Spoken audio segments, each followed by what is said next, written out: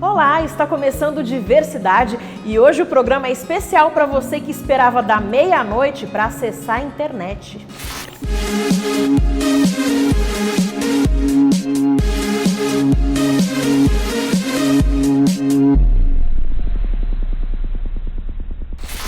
Se você tem mais de 30 anos, com certeza se lembra bastante desse barulhinho.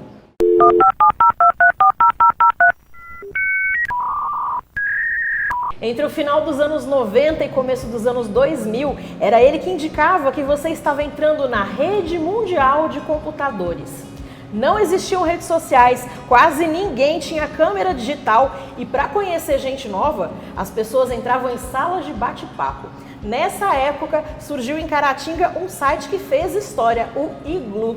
Eu estou aqui com o Rafael Valente, um dos criadores do site Iglu. Muito bem-vindo ao Diversidade. Obrigado pelo convite, é uma honra estar de volta a Caratinga e poder contar essa história 19 anos depois, né? Já são quase 20 anos de Iglu ainda. Nossa, muito tempo. Bastante, né? E a audiência que a gente conquistou, toda a repercussão, tudo que a gente pôde contar e retratar na cidade, né? Faz esse paralelo entre a precariedade tecnológica, mas ao mesmo tempo inovação, né, para a cidade. A internet estava chegando aqui, as pessoas tinham que passar a madrugada para acessar a internet, imagina. Porque para quem não se lembra, para a geração do celular, acessava por telefone, né? E aí à meia-noite às 6 era um pulso só. Exatamente. Imagina. Eu trouxe até uma novidade aqui para você, não sei se essa geração conhece, sabe o que é isso? Deve ser meio alienígena para as pessoas. Gente, era assim que a gente tirava foto na época. Para começar, isso aqui já era uma novidade, né? Sim. Porque no primeiro momento era um filme, você tinha que colocar um filme na câmera, tinha 12, 24, 36 poses. Aí, Se queimasse uma, ferrou. Já era, às vezes tinha que bater todas as poses para completar, né? E aí a grande novidade, um disquete, né? As câmeras eram enormes, assim, você colocava o disquete e cabiam 2 fotos por disquete. Então imagina, a gente andava com caixa de disquete. Mas já era uma novidade, tirava a foto, revelava na hora, você via, olha, tô eu aqui. Ficou feio, apagava, fazia outra. Exatamente, foi assim que o Iglu nasceu. E de onde surgiu primeiramente o nome, né, Iglu? Uma notícia exclusiva por Diversidade, hein? As pessoas contam, eu vi uma entrevista do João, nosso sócio, né, contando. Às vezes eu dou entrevista também, mas eu nunca disse. A gente estava na faculdade, na época, no primeiro período de Ciência da Computação, também uma ótima oportunidade para eu dizer que eu não sou jornalista. As pessoas me perguntam 20 anos depois, você me perguntou, mas vem cá, você fez jornalismo, né? Não. A gente fazia computação e a ideia do site era aprender a programar para a internet. A gente não tinha ideia de como é que fazia isso. E aí fizemos toda a estrutura, o Iglu ia se chamar Telescópio, né, com logo. A ideia era dar foco, né, a ideia de telescópio, dar foco na notícia, foco em Caratinga. Então fizemos toda a arte do site, fizemos um super trabalho da programação, da configuração para colocar no ar. E na hora de colocar no ar, imagina, éramos 2 crianças, a gente não entendia nada de tecnologia, principalmente para a internet, era algo novo para a gente. Na hora de registrar, já tinha um site chamado Telescópio, a gente não tinha ideia que você tinha que primeiro saber se existia, né? Como não, né? Ou por inexperiência, aí não, vamos inventar um nome então que não existe. E aí estava começando o e-mail, né? Escrevia e-mail, tinha alguns sites também com esse nome, tinha e-panelinha, tinha alguns outros. Eu falei, vamos fazer alguma coisa com e, que dá a ideia de internet, de coisa eletrônica. E veio o Glu, assim como um complemento. Assim como a Fernanda Takai fala que pato fu, o pato é que faz quaquá e fu é de kung fu, ou seja, não tem nenhuma conexão. O Iglu também nasceu assim, o e de e-mail, o Glu era o que combinava, o nome é tão um pouco difícil de escrever. Eu tinha que fazer cartões, eu distribuía para as pessoas nas festas os nossos cartões, porque elas achavam que escrevia Iglu como se fala, né? E na verdade era um pouco mais diferente. E a coisa pegou, a nossa audiência era ótima, 100 mil acessos mensais. Isso para 2001 é muita coisa, né? Mais de 100 países nos acessavam na época, porque a cidade estava se transformando, era uma economia ainda em transformação e estava começando a bombar a coisa da cidade universitária, dos polos, dos centros. Então os estudantes vinham de fora para fazer vestibular aqui. A gente brincava internamente com a equipe das safras, né? A Safra 2001, era a turma nova que estava chegando. Então tinha as caloradas, tinha as festas em repúblicas, tinha a própria boate, e isso estava se movimentando e a gente queria também aproveitar esse movimento e retratar um pouco da cultura da cidade, né? E aí foi assim que surgiu o Iglu. Então eu levava cartões nas festas, eu levava disquete, tinha que trocar disquete. Aí depois teve uma inovação que veio o Zip Drive, eu não consegui trazer. Mas o Zip Drive basicamente era um disquete mais gordinho um pouco e ele cabia o equivalente a 100 disquetes. Então eram 100, olha que novidade, né? Tem uma foto minha, depois eu vou destacar da equipe, que eu tô com um celular daqueles tijolões, assim, as pessoas nem se lembram mais daquilo. Tinha que dobrar e puxar a antena, você atendia, alô, oi, né? Fazia parte. Né? E esse registro que vocês faziam das festas, provavelmente era o que mais bombava no site, né? Era, a gente tinha outras sessões, porque as pessoas perguntam tanto se eu era jornalista, né? Também porque a gente não entendia um pouco da pegada que a tecnologia ela não é o fim, ela é o meio, né? Ela é o canal. Então a gente tinha toda a estrutura do site, parece cachorro, quando alcança o caminhão de mudança ele fica sem saber o que fazer. A gente estruturou todo o site, beleza, eu sei programar para a internet, eu sei como é que faz, mas e agora? Bem, agora eu preciso de conteúdo. E foi aí que veio, então, a turma da comunicação, que também estava estudando jornalismo na época. E aí eles começaram a fazer pautas para os sites. Então, a gente tinha uma seção de notícias de Caratinga, tinha uma seção de cobertura de eventos. O Leroy, que fez um grande sucesso, está morando em Nova York, agora muito chique o Leroy, me ajudou também a escolher os eventos aqui para o programa. Ele tinha uma coluna social dentro de um site que era de sociais. Então, as colunas que mais bombavam eram as fotos, a cobertura de festas, coluna social. O Marlon escrevia uma coluna de esporte, chamava Na Prancheta, tinha uma coluna de moda. Então, eu precisava de conteúdo para bombar aquilo ali, né? Quando a gente ia para as festas, eu tinha que entrevistar os promoters, eu tinha que falar com as pessoas, os artistas. Tem muita história de bastidor, de camarim, de micos que eu já paguei com artistas. Inclusive, por não ser jornalista, eu tive que aprender meio que apanhando na prática. Paguei muito mico. Você fez um pouquinho de serviço de jornalista nisso aí, né? A gente foi aprendendo, assim. E aí a turma de jornalismo também nos dava muito apoio, a gente fazia reunião de pauta, eu não sabia. Aí eu acabei sendo convidado para trabalhar em jornais, eu escrevi uma coluna de informática para o Diário do Aço, na época, acho que mudou o nome para Diário de Caratinga, porque eu estou falando de coisas muito antigas, né? A Supercabo TV tinha uma revista e a gente, por um tempo, colaborava com a parte sociais, colocávamos lá alguns eventos do Iglu. Então, existe esse mix da tecnologia com a comunicação. E por isso que as pessoas ainda perguntam até hoje, mas vem cá, você não é jornalista? Eu me divirto muito com isso. E o pessoal devia ficar no pé de vocês também para tirar fotos para sair no site, né? Era, nossa, tinha era uma muito loucura. Isso do site de balada, o site, o pessoal que fazia as fotos para colocar, né? Gente, não tinha Orkut, imagina, o Orkut ele veio depois do Iglu. Imagina a época que a gente está falando, é importante ter esse cenário, né? Porque hoje é fácil, você vai numa festa, posta no seu Instagram, no seu Facebook. Na época não tinha isso. Então, assim, a pessoa, mãe, eu tô aqui no site, chama Iglu, acessa aí. Os estudantes que moravam fora mandavam para suas famílias. Muita gente, inclusive de fora do Brasil, nos acessava. Teve um movimento também à época das escolas que tinha uns jornais que as pessoas mandavam recadinhos. Ó, de fulano para ciclano, sabe aquele chaveco, assim, aquelas coisas, aquelas frases prontas? Sim. E aí tinha muito essa coisa dos recadinhos dos jornais, então a cada 15 dias as pessoas esperavam o jornalzinho chegar. Eu falei, por que não fazer esses recadinhos online, no né? site. E aí tinha uma seção de recadinhos também, as pessoas estão vendo a tela aí, que bombava.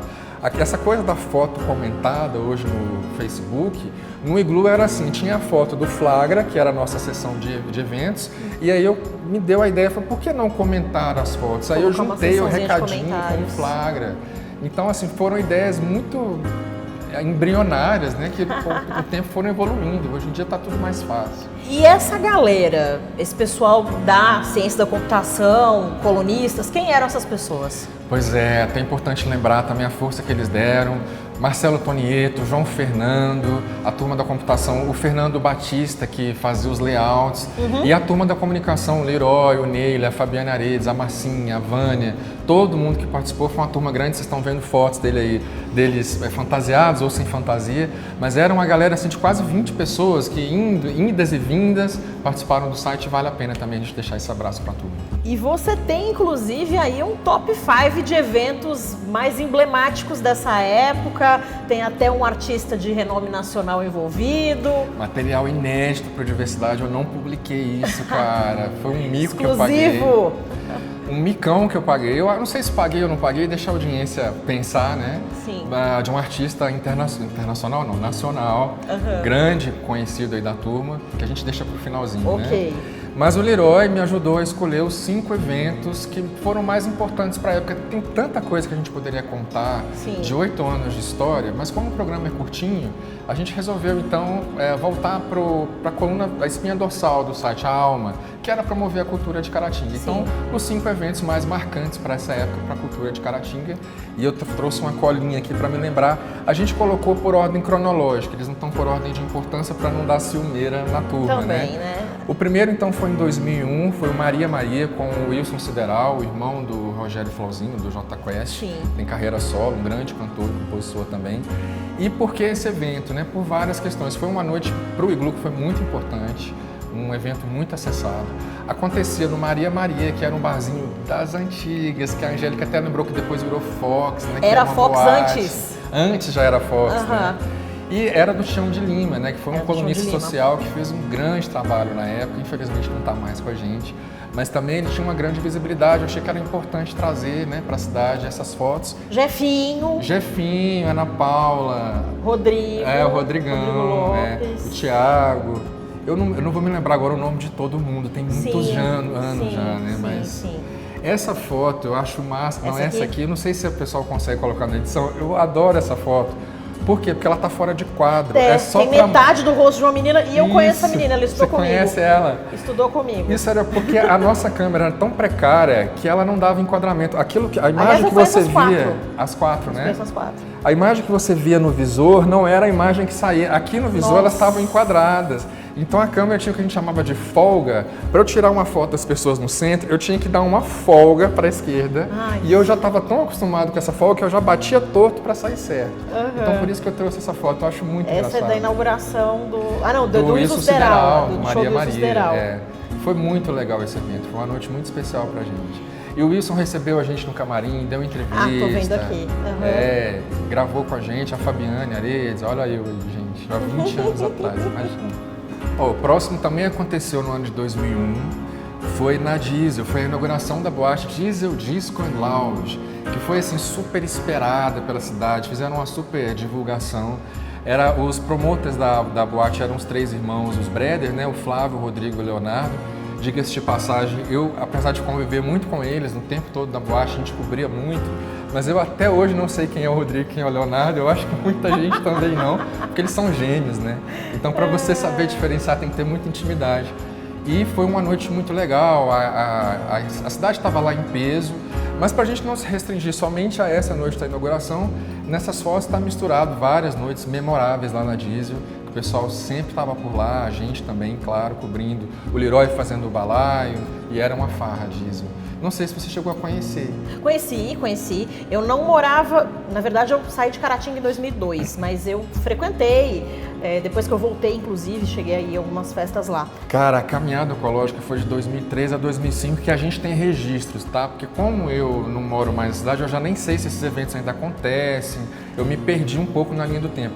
Mas quem promovia era o Humbertinho Luiz, eu acho que ele até está na TV atualmente, tem um programa. E a ideia nasceu de um grupo de amigos que queriam fazer uma espécie de um city tour em Caratinga, tomando uma cerveja por boteco. Então eles saíam para a cidade toda, tinham um roteiro e passavam pelo centro, paravam no boteco, tomavam uma cerveja e ia para o próximo. E eu tenho uns dados aqui que o próprio Humberto trouxe para a gente na época. Em 2003 eles eram 11 pessoas, o grupo de amigos, a gente cobriu. Em 2004 eram 100, em 2005 400. Então começou a tomar uma proporção que os barzinhos já não tinham mais estrutura para atender as pessoas. E aí eles começaram a levar caminhões de chopp para a cidade, afora, andando, como se fosse trio elétrico. Um dos anos também chegou a ter um trio elétrico. E foi um evento que tomou uma proporção muito grande. A PM de Caratinga apoiava, o bombeiro, para ajudar ali no trânsito, a organizar. E fez muito sucesso, né? Eu não acompanho, não sei se ainda tem, mas a gente cobriu isso muito e dava uma super repercussão no site. Não tem mais. Eu nem sei por que acabou, de passagem. Outro evento, então, da lista, o Chapo Chachapo, que era uma festa que acontecia de 2 em 2 anos, a fantasia. Isso, também era uma super tradição aqui na cidade, era esperado, como se fosse um Rock in Rio, né? De 2 em 2 anos. E vinha gente de fora pra cá, né? As pessoas, e aí, o que você vai usar no Chapo Chachapo? Qual vai ser a fantasia? Eu até tenho umas fotos da gente fantasiada, por acaso não foi no Chapo, mas o Iglu também participava de muita festa fantasia, que tem umas fotos da gente de pinguim, tem outras de rock pauleira. Sim. E o Chapo Chachapo era bombadíssimo. Teve um ano, em 2005, que teve uma matinê, então as crianças puderam aproveitar também. Eu trouxe umas fotos da matinê, então se por acaso aparecer fotos de criança com adulto, não se preocupe, eram festas separadas, naturalmente, né, durante o dia. E dava uma super repercussão, isso era muito acessado, muito comentado. Tinha uma expectativa do antes, a festa no durante e o depois também no site, era muito comentado. Outro evento bombadíssimo dessa época é Maior M.O. São João de Minas. Exatamente. Né? Como é que acontecia? Era uma ideia do Carlinhos Carraro, né? Ele promoveu há alguns anos, esse já era anual. Por ser São João, naturalmente era no mês de junho, ele é aquele friozinho em Caratinga. Próximo aniversário da cidade. Exatamente. Ele começou pequeno com artistas regionais e também ganhou uma grande proporção no evento. E ele começou a trazer artistas de porte nacional. Eu trouxe uma lista de alguns.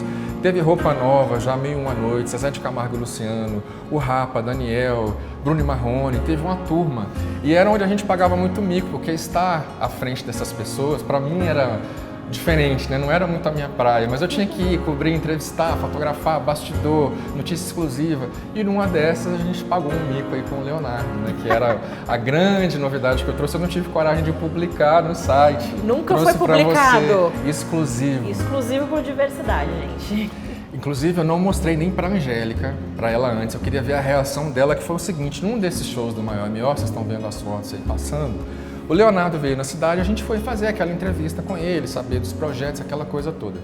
No final, a gente sempre pediu uma vinheta, né, para o artista. Para quem não sabe, é um jargão da comunicação que eu também não sabia. Você pede aquela força: ô fulano, manda um abraço aí pro pessoal do Iglu, me dá uma força e tal. E eu pedi pro Leonardo, né? Falei: Leonardo, eu sou do site Iglu, pode mandar uma mensagem para a turma aqui de Caratinga? E ele não entendia. O site fazia sucesso aqui, era uma coisa muito regional. Um artista do nível do Leonardo não ia saber o que é Iglu, né? Aí ele falou: mas vem cá, como é que é mesmo o nome do site? É Iglu? Ah, tá, pera aí que eu vou gravar para vocês. E aí você confere agora o que o Leonardo falou. Ô galera do site Iglu, quero que vocês tudo vai tomando cuidado comigo, hein, gente? Um beijão pra vocês. Cara, eu fiquei tão constrangido.